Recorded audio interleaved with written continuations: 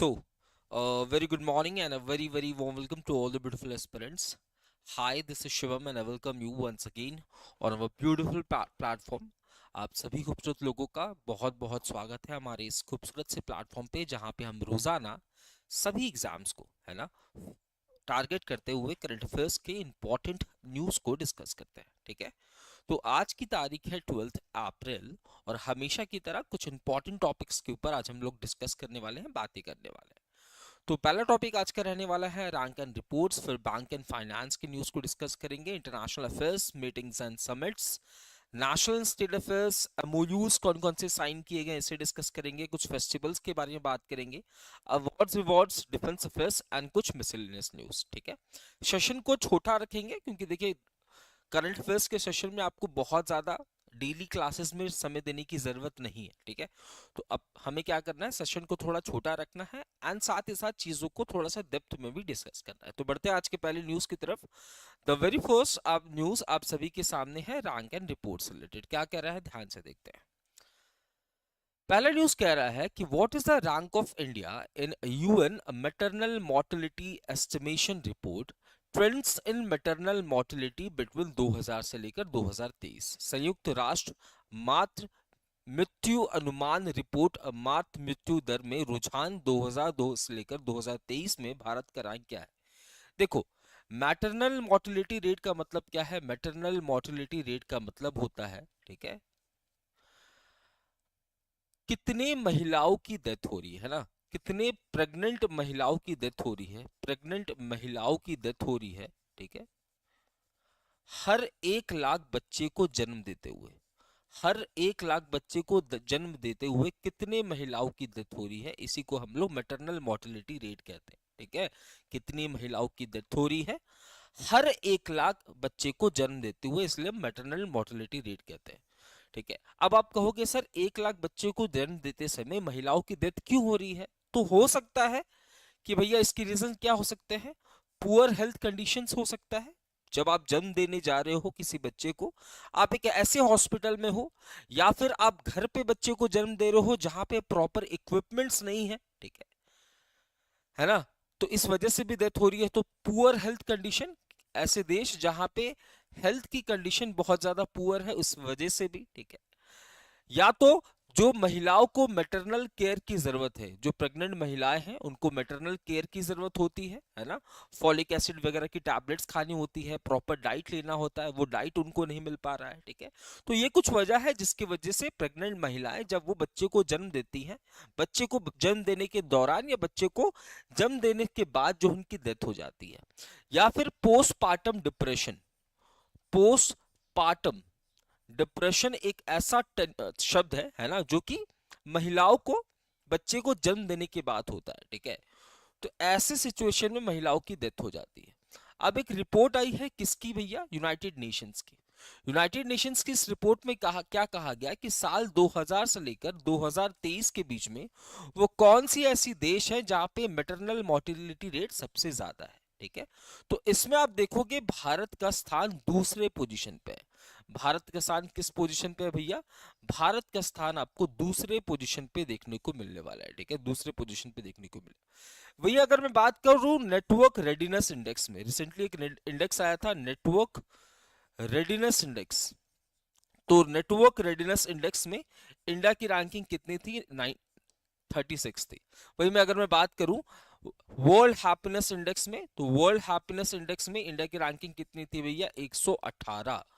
118। और वही मैं बात करूं अगर कि ऐसी कौन सी देश है जो कि आर्टिफिशियल इंटेलिजेंस के सेक्टर में बहुत ज्यादा इन्वेस्टमेंट कर रही है, तो उस मामले में इंडिया की रैंकिंग है ना, इंडिया की रैंकिंग एआई इन्वेस्टमेंट में है ना, एआई के सेक्टर में जो सबसे ज्यादा इन्वेस्टमेंट कर रही है, इसमें इंडिया की रैंकिंग कितनी है, 10th नंबर पे। ठीक है, तो मैटरनल मोर्टेलिटी रेट का मतलब होता है हर 1 लाख बच्चे को जन्म देने के दौरान कितने महिलाओं की डेथ हो रही है। एक रिपोर्ट किसके द्वारा, संयुक्त राष्ट्र के द्वारा प्रेजेंट किया जा रहा है।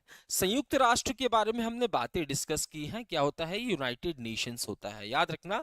यूनाइटेड नेशंस का काम क्या है, शांति को स्थापित करना, पीस एंड सिक्योरिटी को है ना, शांति और सुरक्षा के लिए आपको काम करता हुआ नजर आएगा। ठीक है, ये स्थापित कब हो रहा है? 1945 के अंदर। ठीक है, इसके 6 प्रिंसिपल ऑर्गन है, ये बात आपको ध्यान में रखनी है। कितने ऑर्गन्स हैं इसके?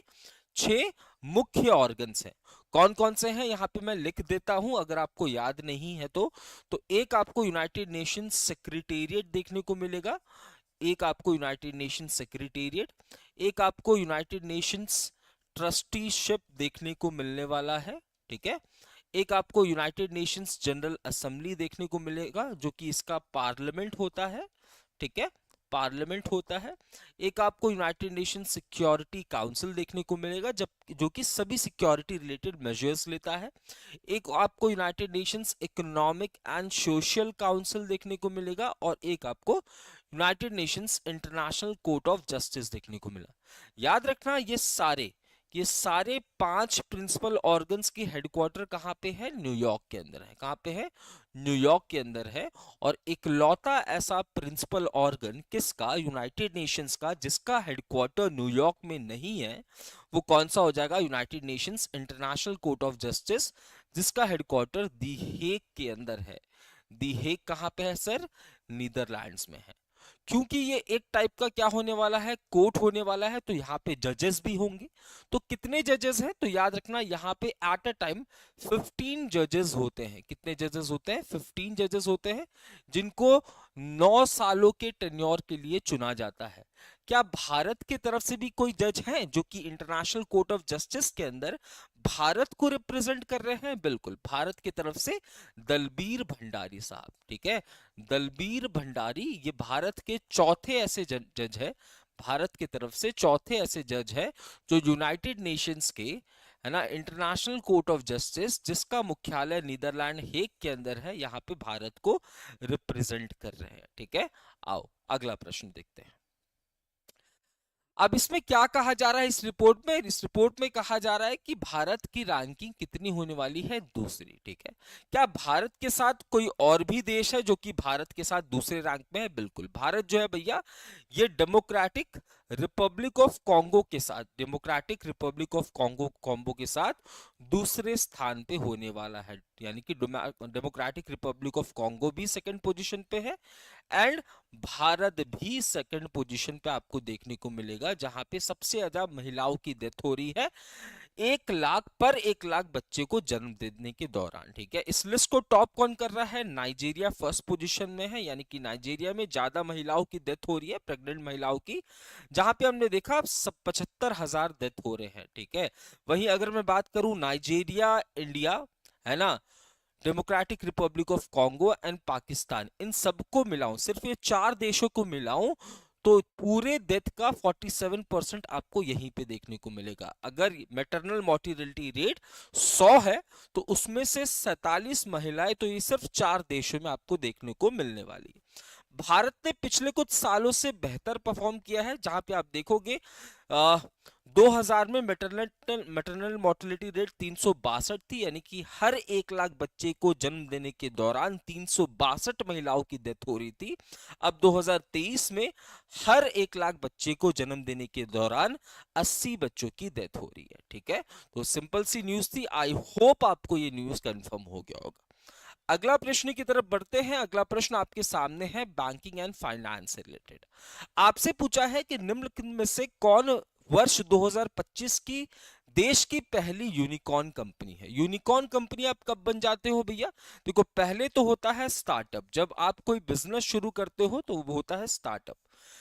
जब एक स्टार्टअप 1 बिलियन की वैल्यूएशन पे पहुंच जाता है, जब 1 बिलियन के वैल्यूएशन पे पहुंच जाता है, इसे को हम वैल्यूएशन कहते हैं। ठीक है, वैल्यूएशन कहते हैं आपकी औकात कहते हैं। जब मेरी औकात, मेरी कंपनी की औकात 1 बिलियन पहुंच गई तो इसी को हम क्या कह देते हैं? यूनिकॉर्न कह देते हैं। क्या कहते हैं? यूनिकॉर्न कहते हैं। ठीक है, तो साल 2025 की पहली यूनिकॉर्न कंपनी कौन सी हो जाएगी? तो जस्ट। ठीक है, तो साल 2025 की पहली यूनिकॉर्न कंपनी कौन सी हो जाएगी? तो जस्ट। रिसेंटली अगर आपको याद हो भैया, हुरून ग्लोबल की एक लिस्ट आई थी, ध्यान से समझना, हुरून ग्लोबल की एक लिस्ट आई थी जहां पे हमने ये डिस्कस किया था कि दुनिया के अंदर, 2024 की ये लिस्ट है, दुनिया के अंदर सबसे ज्यादा यूनिकॉर्न किस देश में पाए जाते हैं? तो सबसे ज्यादा यूनिकॉर्न आपको यूएसए के अंदर देखने को मिलेगा, उसके बाद आपको चाइना के अंदर देखने को मिलेगा, और उसके बाद 67 यूनिकॉर्न भैया, 67 यूनिकॉर्न आपको भारत के अंदर देखने को मिलेगा। तो सबसे ज्यादा यूनिकॉर्न आपको यूएसए, फिर चाइना और फिर भारत आपको देखने को मिलेगा। 2025 का पहला यूनिकॉर्न कंपनी कौन बन गया है? जस्पे बन गया है। आई, अगला प्रश्न है इंटरनेशनल अफेयर्स से रिलेटेड। ठीक है, क्या क्वेश्चन पूछ रहा है, ध्यान से देखेंगे।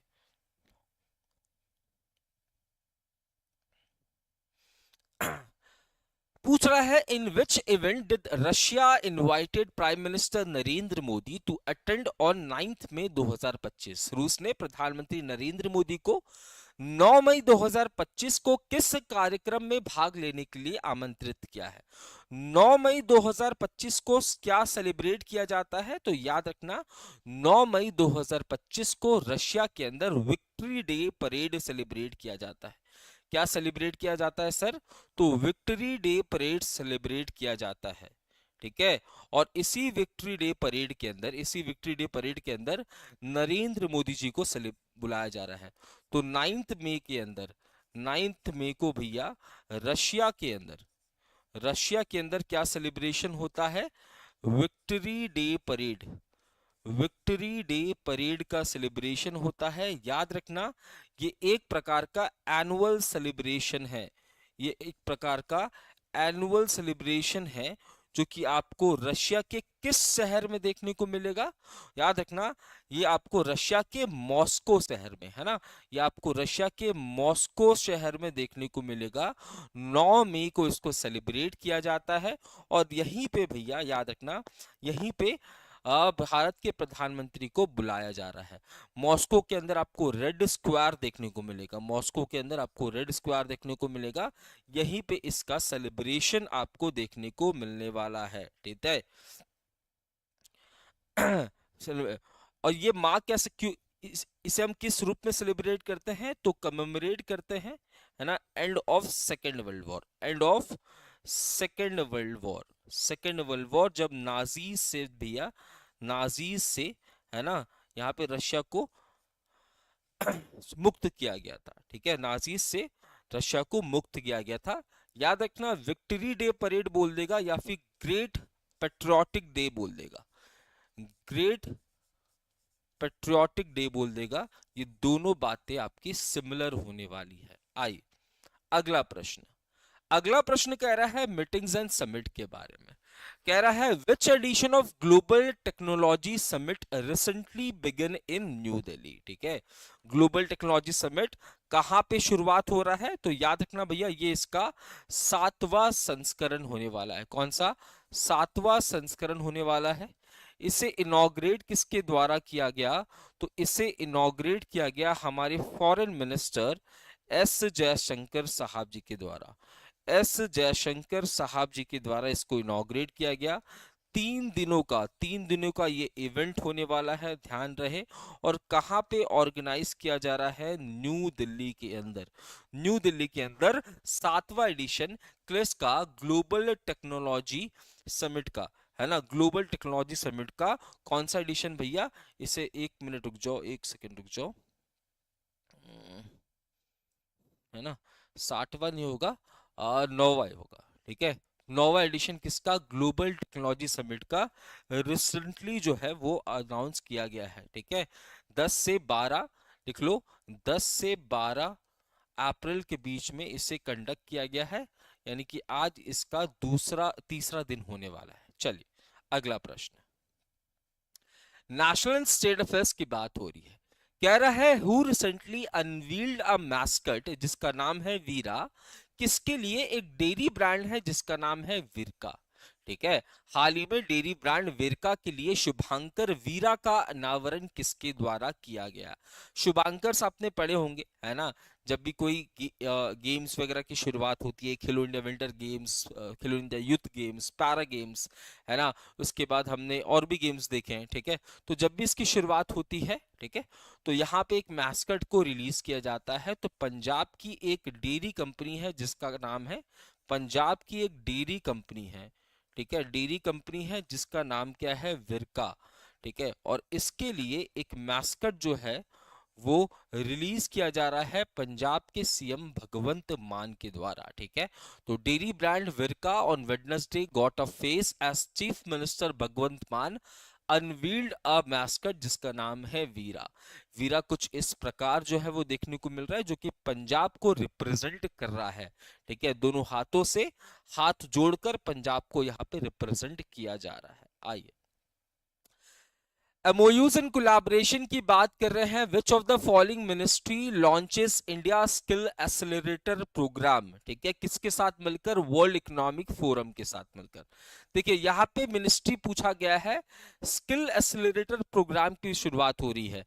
स्किल एक्सेलरेटर का प्रोग्राम का मतलब क्या होता है, देखो स्किल का मतलब तो आप समझ गए होंगे, एक्सेलरेटर का मतलब क्या होता है, जब आप चीजों को एक्सेलरेट करते हो, तेजी में लाते हो, ठीक है। बाइक की बात करूं तो मैं आपके बाइक के पीछे बैठा हूं, मैंने बोला कि यार एक काम कर, बाइक की स्पीड को बढ़ा दे या फिर एक्सेलरेट कर दे, ठीक है। तो स्किल एक्सेलरेटर प्रोग्राम का मतलब है हम भारत के अंदर स्किल्स, है ना, स्किल्स जो है वो लोगों तक पहुंचाना चाहते हैं। हमारी इंडस्ट्री की क्या डिमांड है, क्या उस डिमांड को हम पूरा कर पा रहे हैं, नहीं कर पा रहे हैं, तो उस स्किल्स को लोगों को प्रोवाइड करना। तो स्किल एक्सेलरेटर प्रोग्राम में बेसिकली हम लोग स्किल्स प्रोवाइड करेंगे अपने युवाओं को, स्किल्स प्रोवाइड करेंगे अपने युवाओं को। किसको प्रोवाइड करना है, युवाओं को। ये किसके साथ मिलकर किया जा रहा है, तो ministry of skill development, ministry of skill development, skill development plus world economic forum के साथ, वर्ल्ड इकोनॉमिक फोरम के साथ मिलकर इसको किया जा रहा है। वर्ल्ड इकोनॉमिक फोरम की बात अगर मैं करूं तो 1971 में से स्टैब्लिश किया गया है ना। क्लॉस स्क्वाब इसके क्या हो जाएंगे, एग्जीक्यूटिव चेयरमैन हो जाएंगे, एग्जीक्यूटिव चेयरमैन हो जाएंगे। एंड याद रखना, ठीक है, इसका हेडक्वार्टर आपको कहां देखने को मिलेगा, इसका हेडक्वार्टर आपको जेनेवा स्विट्जरलैंड में देखने को मिलेगा। कहां पे, जेनेवा स्विट्जरलैंड में देखने को मिलने वाला है। क्लियर है बात।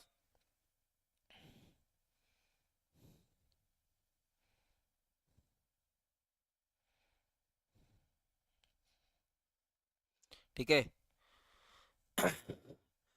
तो इसका हेडक्वार्टर आपको कहां देखने को मिलेगा, ठीक है, एक तो भैया कोलोगनी के अंदर देखने को मिलेगा और एक आपको जेनेवा के अंदर देखने को मिलेगा। ये दोनों ही आपको स्विट्जरलैंड बेस्ड हैं, ये दोनों ही कहां पे हैं, स्विट्जरलैंड के अंदर। ठीक है, आइए अगला प्रश्न। अगला प्रश्न कह रहा है फेस्टिवल्स ऑफ इंडिया, ठीक है, आपसे पूछ रहा है एप्रिकॉट फेस्टिवल, कौन सी भैया, एप्रिकॉट।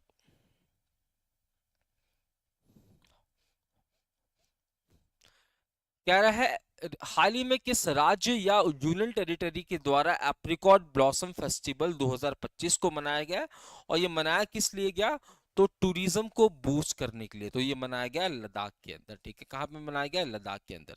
वहीं एक फेस्टिवल होता है चेरी ब्लॉसम फेस्टिवल, ठीक है, ये कौन सा है, एप्रिकॉट ब्लॉसम फेस्टिवल, एक होता है चेरी ब्लॉसम फेस्टिवल। तो चेरी ब्लॉसम फेस्टिवल का सेलिब्रेशन कहाँ पे होता है, फटाफट से बताइए। चेरी ब्लॉसम फेस्टिवल का सेलिब्रेशन कहाँ होता है, तो याद रखना मेघालय की कैपिटल शिलोंग के अंदर, शिलोंग के अंदर आपको चेरी ब्लॉसम फेस्टिवल देखने को मिलेगा। तो ये दोनों फेस्टिवल अलग है, ठीक है।